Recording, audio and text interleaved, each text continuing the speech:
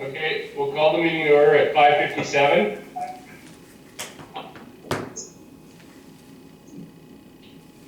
Does anybody have any additions to the agenda?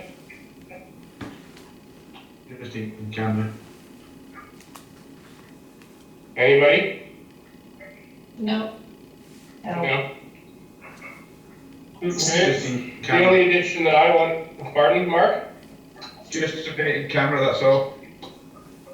Okay. The only addition I had was just to say a big thank you to the staff for all the work they put in this last crazy week and a half towards getting documents out and technology working and everything they've been doing to try and get information to the public and be able to get us to follow procedure and get into these technology meetings. So I know it's probably been a lot of work and headache learning all of it, but just a big thank you to all of you for all the time and effort you put into getting it done. So we need an adoption of, okay. We need an adoption of the agenda. I don't know, guys, I guess getting started, what I'll do is, as we go through, we'll ask questions, we'll kind of try to split it up, so I'm not asking the same person first all the time. I'll do my best, we'll learn as we go a bit, I guess. But initially, how do you guys see, or what do you think will be most effective for doing the motions and seconders and all in favors? Because I'm not sure that staff's going to be able to hear who's in favor or not. So are we able, Garth, to say something like opposed instead of doing all in favor? And if there's no one opposed, then everyone's in favor? Or how's the best way to do that? Yeah, I think that's a pretty safe way. If anybody's opposed, you can definitely get it in. Otherwise, we'll just count people in as being in favor. Okay, and I mean, as we discuss further on in technology and stuff, we'll see, maybe we'll get to an option where we can have everybody on the screen at once as video, and that'll make things easier with hand signals or something. But for now, I guess that's what we'll do. We'll just do who's opposed, and if no one's opposed, we'll know we're all in favor. So, adoption of the agenda, we need a mover for that. Barb will. Moved by Barb, second by Yes. Dennis. Okay, anyone opposed? No? Okay, Carrie? We need an adoption of the minutes, the March 10th minutes. Is there any questions or concerns with the minutes from March 10th? Only thing I had was that Barb's can apparently see the future because she was promoting a video camera on March 10th and we're in dire need of it now. So good prediction, Barb. Has there been any information, Garth, on the grader? Is the new grader when its arrival is, or is it here already? Or No, it probably won't be here for a couple months yet. There's a 3-month window on that one. oh, is it? Okay. Yes. Okay. A mover for the adoption of the minutes. Moved by Ray, second by Mark. moved by Diana. Anyone opposed? Carried. Didn't see it now, Ray. Did you have any business arising from the minutes, Garth? Just the camera discussion for the council chambers on again later, and that the zoning bylaw has been put on hold until such time as we decide what we're going to do with those hearings, and we've let the affected parties know that. So. Okay. Any concerns from their behalf? Nothing back yet, no. No? Okay. Okay, carrying on down to department reports for the utility, 7.2.1. Everyone has the ability to see the agenda and everything? Yes. Okay. So 7.2.1, this is the water service agreement that we have for making the connection in Prairie View. That looks like it's been approved by Pipestone and Prairie View. So is there anybody who has any concerns or issues with the agreement? The one question I had, Garth, was we talked about in there, and I didn't see it in the agreement, and I didn't know if it's an issue, but we talked about the understanding that it was only going to be that one connection allowed. There'd be no further expansion than that. Did I miss that in that agreement, or? No, this agreement deals strictly with the one connection. Anything else would have to be dealt with separately. It's not a blanket approval of Okay. anything, so. Okay. Mover for the agreement then, if no questions or concerns? Yeah. Moved by Mark, second by, Yes. second by Dennis. Anybody opposed? Okay.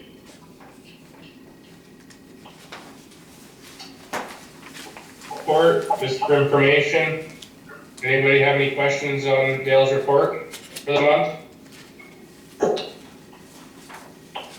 Road bans are now starting on Friday, and he's fired up the maps have been given to him of all the haul routes. Our signs went up a little bit early because we were trying to be organized on Friday, and then they changed at the last minute, so we've had our signs up a little bit earlier than we normally do, but better early than late, I guess. Okay, I had one question with road bans in regards to that's a good place for it. I had a conversation today with somebody wondering about the permits. I couldn't remember our conversation at the end of last year, but I know we discussed the possibility of having an account set up for payment for the for our local people who use those permits to be able to kind of do it on a monthly basis instead of having to go in to pay or pay every time. I couldn't remember what came out of that discussion. I know that we said we couldn't take credit card payments, but we're working towards, I think we have e-transfer available now, and then Simply Pay is coming online, I believe, is that correct? Yeah. But did we decide about doing a monthly account just so that, someone's gonna be using it, they can kind of pay at the end of the month, or what happened with that? I can't remember. Yeah, just get them to contact the office. Most of the big haulers have already done that, so. Okay. Okay. And your Beverly Road, I see you need bigger signs, because I've seen gravel trucks on it today. That was us graveling the road. Oh, okay. Don and Kevin went and took a look at it, and it needs a little bit of material just so we can get a crown on it, because the traffic is kind of pounded down the two travel lanes. So that was us putting it on there, so we're Okay, we're the bad I'll let you people. get away with it. Okay. Say, Garth. Go ahead. Garth, I had a couple of questions. $100 permit, does the farmer need that to haul feed or seed? Right now, the farm have always been exempt from that, Ray. We haven't done any road ban enforcement on farmers. Okay. They just, some guy go on the website and they see that $100 permit, so they just ask.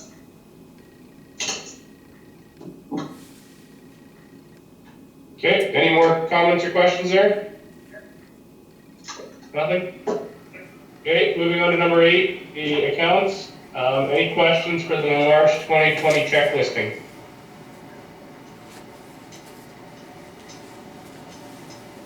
Hearing nothing, can I have a mover for the check listing for March, please? I'll move that. Right. Okay, moved by Ray, second by I'll second it.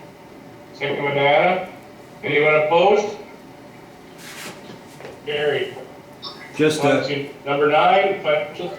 Go ahead. Just to update Clayton on the Woodworth Fire Department truck, they're waiting on a PTO shaft Yeah. for it, so it's kind of been slowed down. They're hoping to have it done by the end of March, but they're still waiting on that shaft, so it's not going to be quite as quick as what they had hoped. Okay. But they still have one to use? Yes, yeah, no, they haven't flipped the tank. They're just waiting to get all the parts in before they can get it ready to do the switch. Okay. On number 9 is financial statements for 2020. Any questions with the statements for 2020 or for February? Okay, hearing nothing, mover for the financial statements. I'll move it. Moved by Val, second by Barb. Anybody opposed? Carried. 9.1, just for information, the February 2020 bank reconciliation. Anything to comment on or concerns there? No, all good. Okay. Okay, moving on to 12, the bylaws. 12.1 is the bylaw for the watershed districts. This is just for us, I believe, resolution for us to join in both of the new watershed districts from the conservation districts. This is the first reading of that bylaw. Do you have anything or questions or comments for that, Garth, before we do first readings? No, just other than the one bylaw will allow us to be members of both districts, so. Any questions, council? I think we've been over this enough times that we don't. Mover? Yeah, I'll move it. Moved by Mark, second by Dennis. Anyone opposed? Carried. On to general business and upcoming meetings, 13.1.1, the Highway 83 Working Group, scheduled meeting for a group to get together about Highway 83 and possibly promoting it to be RTAC highway. And a meeting coming up in Pipestone. Now, I don't know if the current situation doesn't change. I don't think that they'll be probably having that meeting, but is this something we want to attend if there is a change? I would think so.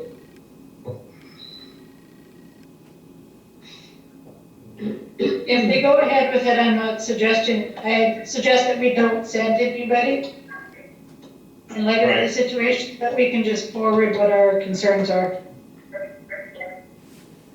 I think it's something that we're interested in being a part of if they go forward as a group, other than this meeting, is it not? Yes. That's proposed. So we want to just send a reply that if the current situation stays the same way it is, that we won't be attending in person, but we are interested in being part of the group moving forward. Or attending by electronically. Everyone? Yeah, I'm with Bob. Yeah, Yeah. Sure.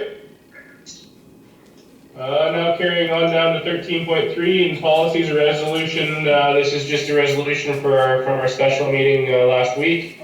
Resolution for the closing of our facilities. So we need a resolution. So we need a mover for that.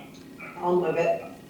Moved by Val, second by Diana. Yeah. Anyone opposed? Okay, carried. 13.4, the resolution, this is just for us to be able to carry on our future meetings like this if need be, Garth, is that correct? Yep. So we need a resolution to carry on by means of electronic meetings. I'll make that, Pardon? I'll move it. Moved by Barb, second by I'll second it. Mark. Anybody opposed? Carried. 13.5, a resolution to appoint our assistant CAO Iris as our FIPA person, I guess. That we I'll move need. it. Moved by Val, second by I'll second. Second by Dennis. All in favor? Well, anybody opposed? Carried. This is a resolution for 13.6, the resolution we were sending to AMM for the Disability, Accessibility Act, sorry. Did anybody have any comments? As Garth's notes were saying that we can change this if we want. The deadline's June 1st, but I didn't see anything in the resolution that I noticed, and we've been over it. I think you've been over this with them too, Mark? Yeah, I think it was very good. Okay. That sounds like a motion. Yeah, I'll make a motion. Moved by Mark, second by somebody? I'll second I'll it. second. Second by Ray. Anyone opposed? Carried. And next one, 13.7, the FCM Climate Adaptation Plan discussion. Any comments here? Do you want to start, Garth? Do you have anything you want to start with to say? Well, I guess I went through the report, and a lot of the information that's in there is making a lot of assumptions that really we haven't talked about at our council table or even as a joint one. I had some concerns with, I guess, some of the proposals and the value for the dollar estimates and even some of the costing. I don't know if it's really truly accurate or paints a true picture. So I do have some concerns with some of the wording as it sits for now. Does it almost feel somewhat incomplete to you? Very Yes. much so. So I guess, like, is approving this report at some point going to be tied to the funding that we were going to receive for this through the FCM stuff, or? This report is a requirement of the FCM agreement that we had. It had to be filed. So Right. this is kind of that had to get in there in order for us to apply for our funding back. But in regards Right. to the recommendations, I still have some concerns as to where the funding is going to come from for it. And to do another design level of this is investment of money that we don't have to spend anyways. So I'm just wondering at what point we put our feet in the ground and say, whoa, till we get it figured out how this is going to get paid for. Actually, in light of everything that's happening right now, that's a good excuse to actually just put a stop on it right now. I was disappointed when I read it, that after how many times did we ask them to look at the Boss Hill and the Gopher, and they said, oh, we could only deal with the scallion in the report. They do throw in a couple token dams in the Boss Hill that I think Ryan and the Conservation District were doing. But I don't think there's a lot here of substance from the report end that's gonna help that. I think until we have a meeting with Verdun, we should just leave it. Because, I mean, if we have nothing to gain from it, Verdun's the only one that has to gain. And I can't see our ratepayers paying for it.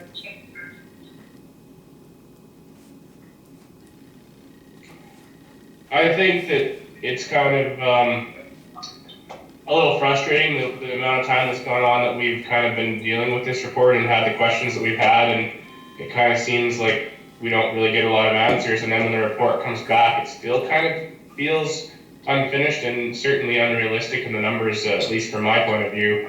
I don't ever see us even remotely entertaining getting involved in something with that kind of numbers when we have a conservation district that can do a lot of those possible projects over time for probably an actual reasonable amount, but that's just my thoughts.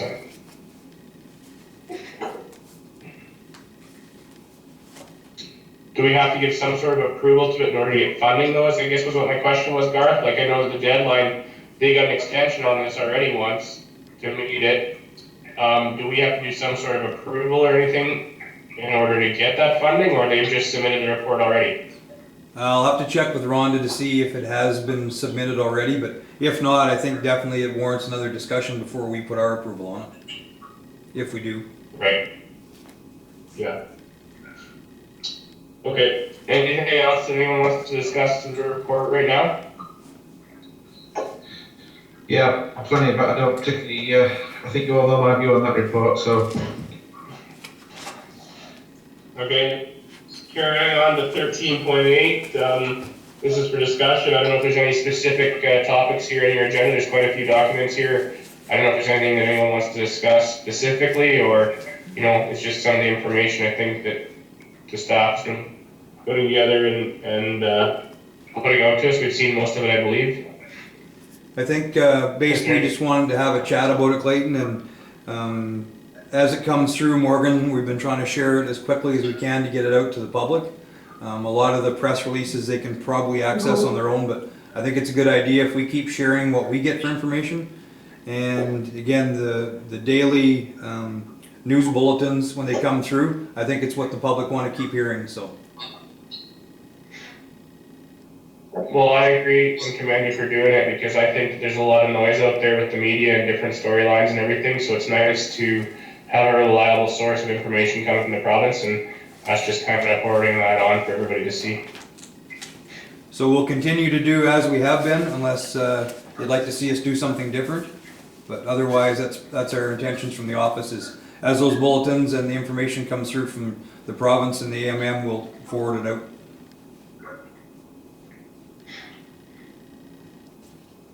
Any questions or comments in here, guys? No, good work. Yeah, well done. Yeah, good. Okay. Good. 13.9, this is the council meeting, public access. This is our looking at options, I guess, to kind of continue this and maybe improve on our technology for virtual meetings, I would say. Yep. I'll let Iris. What do you? Yeah, go ahead. I'll let Iris speak to this one, Clay. She's the one that's been doing the research and the talking with. Our original request from 3C Tech was to get something in the office so that we could do those out of office meetings and maybe save some travel expenses for bringing people out to chat with us. And then since then, AllNet has come out with their proposal. So I'll turn it over to Iris. She's been doing the legwork on this one. Okay. Yeah, thank you, Garth.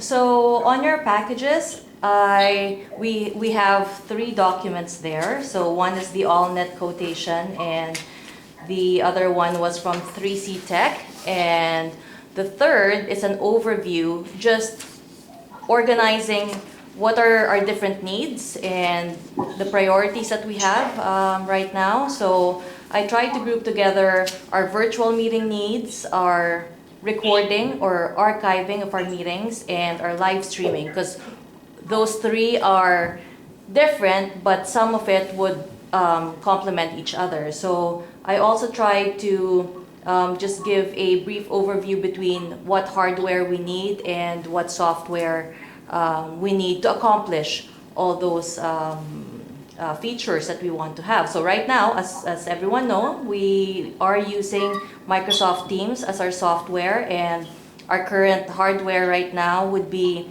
a laptop here in the office, and our recording hardware is a video cam.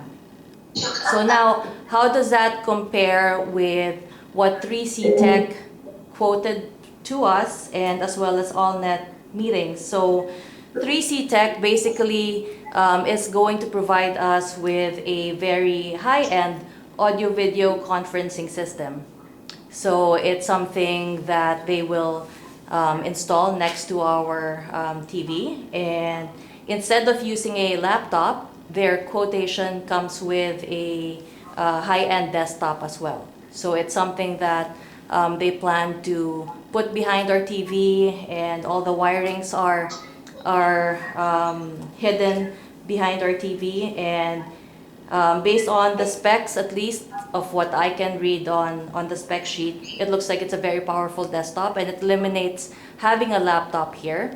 But it doesn't, however, eliminate our HDMI cable that's right next to our TV, because whenever someone comes in to present, and sometimes, you know, these delegations might want to use their laptop, so they can still hook it up by using the HDMI cable.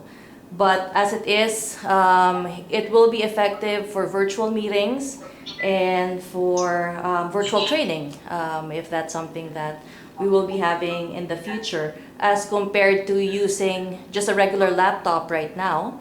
The Logitech camera is something that you can manipulate. You can zoom in, zoom out. It comes with a remote control, and so based on the spec sheet, it's supposed to handle audio recording very well. So even if Clayton is sitting at the head of the table in the far end, it should still pick up his audio. But just in case in the future, let's say the audio pickup isn't that good, there are optional items that we can purchase later on just to help with the audio pickup. So that is 3C Tech. And AllNet meetings, basically, what they are proposing is the live streaming hardware. So what is that? So it'll basically be our current video camera. So it's going to be their video camera, and it comes with a video encoder. So the video encoder is something that can be detected wirelessly. So if we have a laptop and our AllNet meetings are open on that laptop while we're having our council meeting, then AllNet meetings will detect the wireless encoder that it's on and the video cam is on. The buttons to control the video cam will be on our AllNet meetings, and we'll be recording from there. And we have the option to either just plainly record the meeting, or we can also live stream it at the same time. So archiving of the meetings itself will happen in YouTube. So right now, like our live streaming hosting is in YouTube, so that's where we have our channel. So yeah, so those are the differences between AllNet package and 3C Tech. So AllNet, because it's mainly for live streaming, for virtual meetings and virtual training, it might not really accomplish that kind of delivery. So it's two different things basically. Yeah.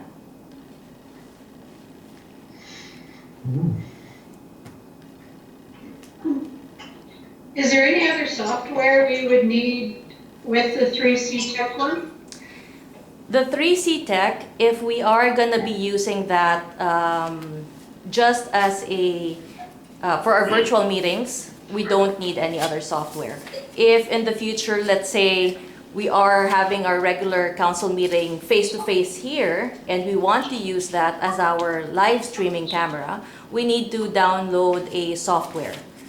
And then on that software, we need to live stream it to YouTube. Yeah. Do you know the cost of that software? There is a software that's free. I don't know how good that software is, but there are a few out there.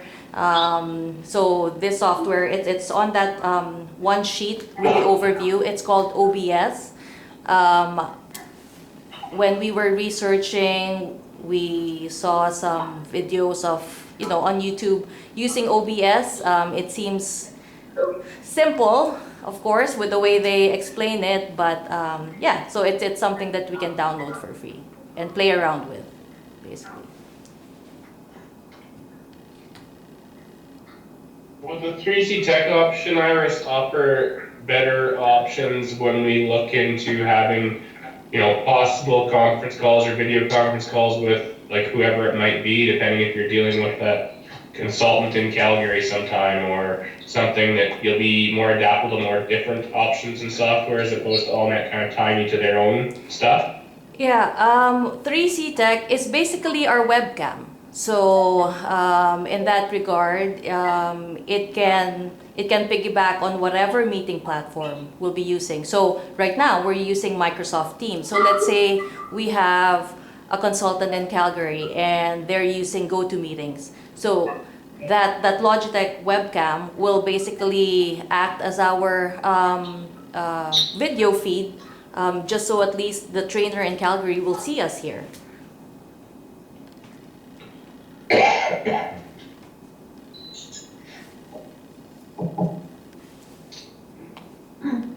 Is there an annual fee or anything with 3C Tech, or is it just a one-time fee?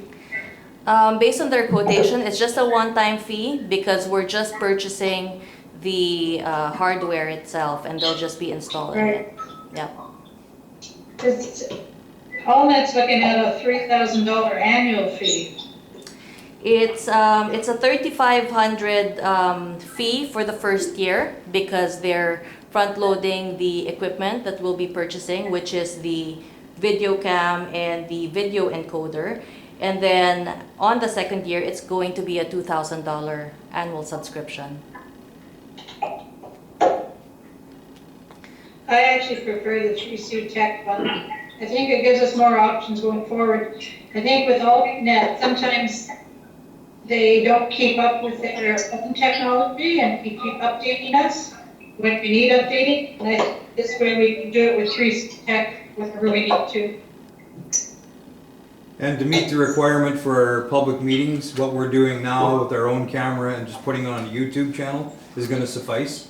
It won't be live streamed. I guess if once we got a little bit more confident, we might try live streaming it, but for now, I think we're meeting the requirements of the act by recording it and then playing it the next day, so.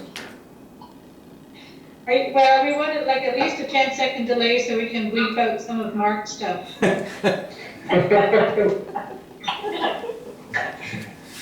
Just because you're not sat next to me right now, you know, you can't get away with everything. It wouldn't stop. No, it wouldn't. Could, so does the Logitech stuff, the 3D, does that link to our website as well, or is that just through YouTube? Did I miss that in that explanation? It will be linked to our YouTube channel. And But we then, can't, sorry, go ahead, Mark. sorry, but we can't link it like the AllNet one straight to our website then? That's the only difference I can see, and like Barb said, that colossal yearly payment for AllNet, which I think is extortionate, but the only thing we're losing by going to, you know, our own supplier is the fact that we can't link it to our website somehow by the sounds of it. Can we put a link on our website to the YouTube channel? Yes, That yes. That is an option. And really, Logitech, the Logitech option, we can still have live streaming in the future. Like what I was saying, we just need to download a software, and that's where the image will pass through before we upload it on YouTube. But none of us are experienced here, so you know there will be some learning involved for us to go through that. As compared to AllNet meetings, if live stream meetings is what we're looking at, theirs is easy because it's just plug and play. So that's the difference between the two setups. I mean, you know, as of right now, circumstances, the meetings, video conferencing, whatever is important. But I mean, generally, I think, you know, my value to seeing that system set up is to have the ability to have the video conference meetings with people who don't have to travel, or we don't have to travel to them. That's where I see the most value coming out of the system. So myself, from what I've been thinking and talking about over the last almost couple of years, probably somewhat about doing this, I think 3C Tech probably fits more of what the line that I was hoping we would get to.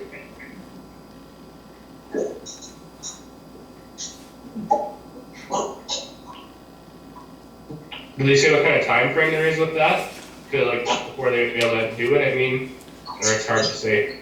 I'm not sure. I think right now, in just chatting with Matt when he was here with our cams we got for our desktops, that type of material's flying off the shelf lately with this whole COVID and everybody at home. So we'd have to check to see what the lead time would be on it, because it has changed in the last couple months. Right. And it's not Do you need a something motion? this is working, or do you want to move to it, or what do you want to do? What was that, Clay? I was just saying, is it something that we need to rush to right now, or is this working for now, or do you want to just, you know, make the motion and they can kind of get it on its way? What's council's thoughts? I think we should make the motion and get it going. This is only round one of coronavirus. There's still rounds 2 and 3 to go to do yet. Great. Diana, Dennis, what are your thoughts? I agree. I think we should, and I like the 3C Tech option, for sure. How much better is this new one gonna be compared to what we got now? Like, what are we gonna gain? For 3C Tech, Dennis, right now, our current laptop that's here in the office, it's a bit older, so we're even unable to host our Teams meeting on it. That's why we're using my personal laptop for it. If we upgrade to the 3C Tech suggestion, then we won't have any trouble hosting the meetings through the MSI desktop that's part of the quote. Yeah. It's also then the quality, I think, of the video once we're back into the council chambers having our face-to-face meetings, the ability to have other people look in and see the entire council and hear the entire council at one time, where we don't really have that ability. Like when we have these tablets and we can do what we're doing now as a virtual meeting, but we don't have the ability for somebody to really look in and see and hear the entire council table. For council, or like Irish said, possible, training stuff that staff might be able to do, or different options that would come from that. Yeah, okay, no, I get that. I understand. Ray? Yeah, I think it's a good idea. It's local too. Val? Yeah, sorry, did you not hear me? I think it's a good idea as well. Okay, sorry. No, that's okay. So you made a motion, Barb, did I hear earlier, basically? I did. Seconder for the motion for 3C Tech? I'll second it. Second by Diana. Anybody opposed? Carried. Okay, carrying on to Trans-Canada Planning, this is just 14.1 and 14.2 are just certificate approvals for the two, just information, so there's nothing to do there. Does anybody have any questions on the approvals or certificates for that? Nothing? Okay, carrying on to communications and miscellaneous correspondence. Garth had some shared notes in there on some of those topics. Is there anything you want to bring up and discuss more on those, Garth? Not really, other than the municipal basket numbers were confirmed by the province, and it still froze at the 2016 levels. So that's not good news, but I guess at least didn't get cut. These tangible assets through FCM, we're still in the game, but there's no guarantee of the money yet, but at least there's money when it got to Manitoba this time. So that's a positive. And the FCM with the state of the Eco West no longer serving Manitoba and Saskatchewan is a little bit ironic after what we've been through in this project with Strategic, because originally they were contracted by Eco West to do the work. So going forward, we won't have Eco West support in any of those projects. Okay. Did we have any thing back on any of that flood stuff we applied for, Garth? Actually, just found out late this afternoon we got our approval of the $150,000 grant, and Oh, nice. by the email it's going to be deposited directly into our account, and we have till June the 1st now to make the purchases, so they've extended the date. Oh, perfect. Good news. And that'll be brought up on our meeting for the committees on Tuesday. Okay. Anybody have any questions or anything coming from miscellaneous correspondence? Okay. Hearing nothing, we'll carry on to our LED committee reports. I believe we didn't have any LED meetings. Did you have an LED meeting, Diana? We did not have a one. We did not, no. No. Okay. On the councillor and committee reports, I'm not sure that there'll be much to report on as far as any committees, but we'll go through them. Councillor McDonald. I guess I haven't been doing too much this week, or since the last meeting. I guess we've been practicing with the teams, so that's about it. Okay. I think nothing much to report, just trying to stay home, stay healthy. Councillor Kennard. A couple of many-bad meetings last week over personnel. This afternoon we had a patch street meeting with over online with Curtis Hullock or Dr. Morrison with shared mine going into the pasture.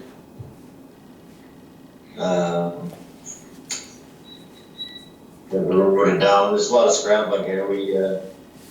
I think we got it through them that our dugouts, and fencing and wages can all share money. We also have the RFPs for the dugout digging were presented today. We have not had a final decision on that yet. That's all I got on that right now. That's all I have. Okay, Councillor Humphreys, thanks, Ray. Just the one little bit in camera for the library, but I had two conversations today, well, three conversations actually, one with Greg Nesbitt and two with Larry Maguire. I've been getting a lot of questions from a few local businesses through the chamber, and also on my own behalf, I've got to say, that some of this funding that's being put through from the government, the 82 billion, there still is no link for anybody that is self-employed and that isn't incorporated to tap into any of that funding to help small businesses. There are at least 4 small businesses that are extremely worried. We have touched out the Kenton, I think the lady that's on the tourism board there, we've contacted her. I think Sam's actually spoke to her today, because the same applies to which small town you go to. That several businesses are just stood still. Obviously, people aren't spending and going out eating the main streets. And my question to Greg Nesbitt this morning was, what is the government, provincial government planning to do to help these small businesses survive? Because obviously some of them are way down to 80% less of earnings. 2 or 3 more weeks of that, and the doors will shut for good. The businesses in Elkhorn, from the bar to the gift shop to the hair salons, are just almost stationary. If you talk around Vernon, it's the same. People are shutting the doors. He didn't have he said he was going to have a carcass meeting of some description, I think tomorrow, with Brian Pallister and the team, and they asked to ask those questions on behalf of the businesses. So then I asked Larry Maguire the same question, and they were looking. He thought he'd got the answer as far as the question was what the 82 billion, whether the correct funding from it or not, and it actually still denies if you're self-employed or an entrepreneur partnership, whatever it is that's not incorporated, you can't tap into any of that 82 billion. So basically all the small privately owned businesses, they can't tap into the EI, their employees can. They can't tap into the funding to keep staff going because they're not incorporated. So they're left high and dry. Larry did phone back, he thought he got the answer like I said, but it wasn't. It was just if you are a self-isolating person, then you can start claiming some funds. But obviously if you're open and you're trying to keep good going, there is no funds available for that small to medium-sized business. So that's, this afternoon's funny. I also phoned up Liza Parks and had a brief chat with Tiffany. Tiffany, by the way, is doing it reasonably well. She's put all her orders on the internet, and customers are coming. She was a pickup, if you think about it, a takeaway service anyway, so she's doing pretty good. Liza Parks has had a few dozen various businesses again asking the same questions, but there's nowhere to send them. I asked what Vernon's plan was. They've got no tax incentives at all on the table. So I did question Tiffany again, and she said she would come in and talk up to us after this meeting, and if we wanted to, or talk to Garth, if we could step up the tax incentive that we were talking about before she went away for summer. So that's my news, but it is quite dire out there. If you talk to any of the small businesses there, just on the main street at Elkhorn, there is nothing flowing, and none of those gang can stand more than 2 or 3 weeks more of that before they have to shut the doors for good.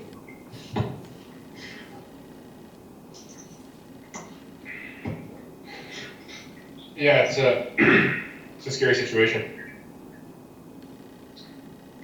Everything's to a grinding halt, really. Yeah, I don't think it's either asking for a magic check from anybody, whether it's from the RM, whether it's from the provincial government, or whether it's from the feds.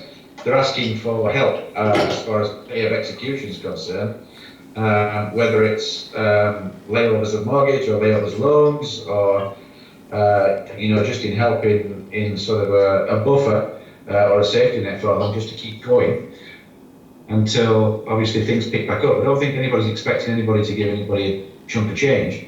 They just want the chance to keep open, and that's, I think, as an RM, we've got to be looking at that same given chance if we could for some of these small businesses that operate on high streets. Otherwise, some of these small towns that we've got in our jurisdiction are going to change drastically over the next 12 weeks.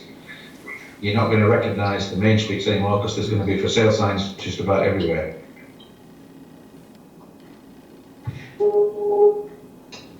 Is having Tiffany on something that we could invite her into part of the team's meeting as part of this, Garth, do you think, or? Yeah, for sure. It's something that we should certainly work on. I mean, not sure, there's gonna be a lot of development going on right now, but I think it's something we need to get discussed and finalized. Do you have anything else, Mark? No, that's good.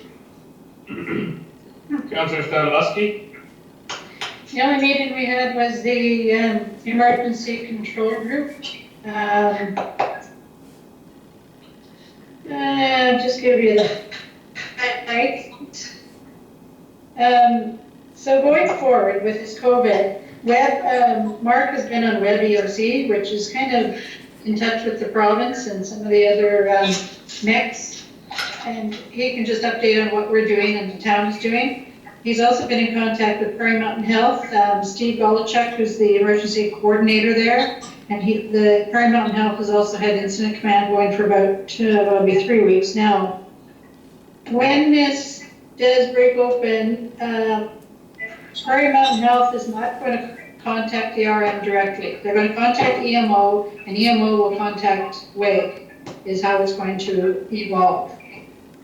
So with this emergency, Prairie Mountain Health, the health system is kind of in control of this, and we're probably only going to get involved at their request. We kind of finalized the budget and made a motion to take Sifton's portion of Code Red off the books.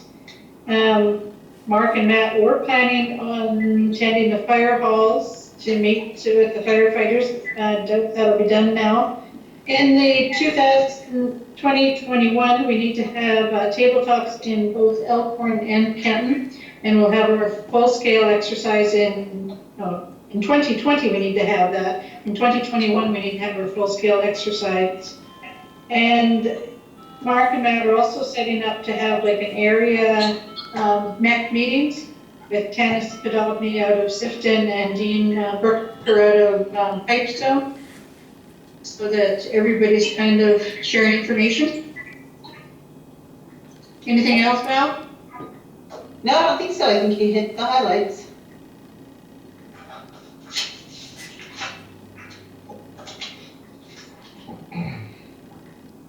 Any other meetings, Barb, to report on? No, everything else is canceled. Okay, Councillor LaChapelle? Yeah, the only meeting I had was, Bird Handyman, that was employee related also. Other than that, I did notice that I was up in Yorkton, Saskatchewan today, and a lot of their construction is still going on. They got some road construction out there, like the building constructions, they had a bridge construction on this, what is that, CN out there?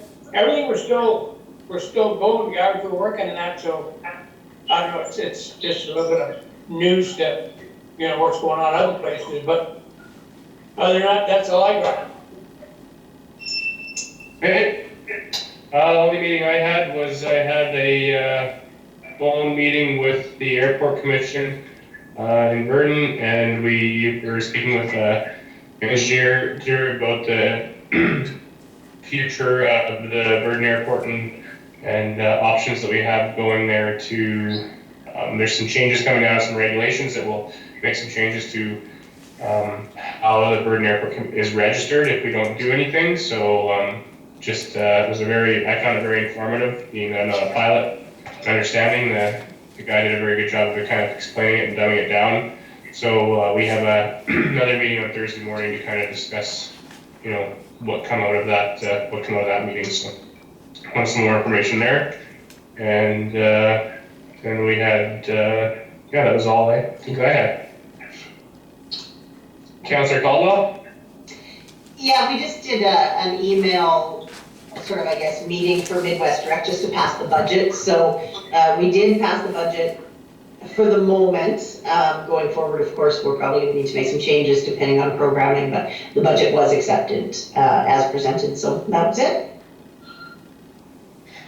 Okay. Do you have anything to report on from your reports, Gareth? No, I think they're all fairly self-explanatory unless anybody has questions. Have you heard anything from Loris? Are they still continuing on with their pickups, or? Yes, there's been no change in their service. They're just face-to-face contact with their drivers. They've just asked them to not do anything out of their trucks and keep doing their job. Okay, good. Clay, can I just jump in here for a second? I just got a message from Darren saying the reservoir in Kenton is low, pumps had stopped. So once the reservoir catches up, I guess it's something to do with the membrane cleaning they were doing. So it should be okay once the reservoir catches up, hopefully. So that's the update. Okay. Thanks, Val.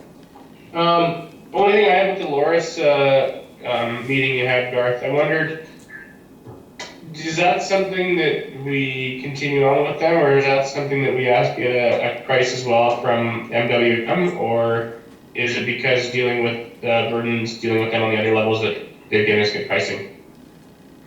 I think because we're lumped into a larger neighbor and it's all in one spot, they do them in the same trips. We're probably getting pretty good pricing, so. Okay.